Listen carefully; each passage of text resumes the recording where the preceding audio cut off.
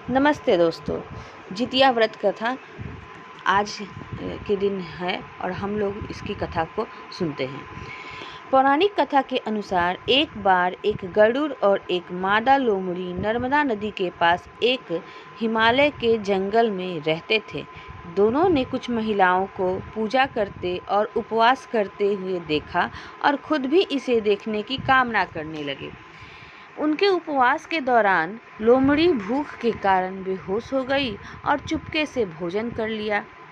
दूसरी ओर चील ने पूरे समर्पण के साथ व्रत का पालन किया और उसे पूरा किया।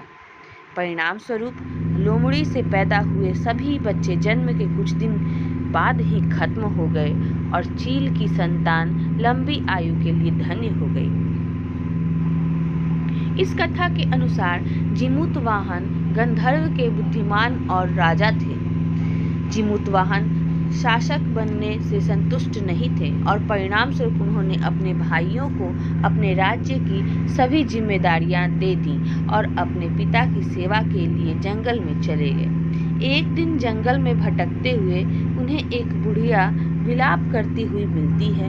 उन्होंने बुढ़िया से रोने का कारण पूछा।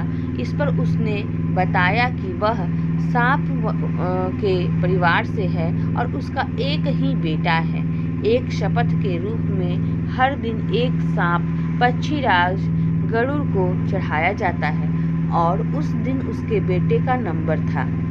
उसकी समस्या को सुनने के बाद जिमूतवाहन ने उन्हें आश्वासन दिया कि वह उनके बेटे को जीवित वापस लेकर आएंगे।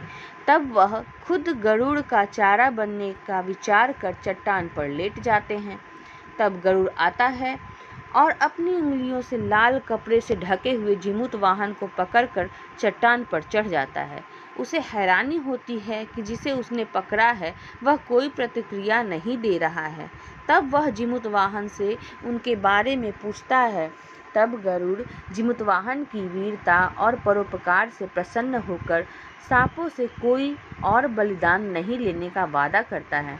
मान्यता है कि तभी से संतान की लंबी उम्र और कल्याण के लिए जितिया व्रत मनाया जाता है। तो यह सारी बहनों को मेरी तरफ से ये जितिया की व्रत कथा है। नमस्कार।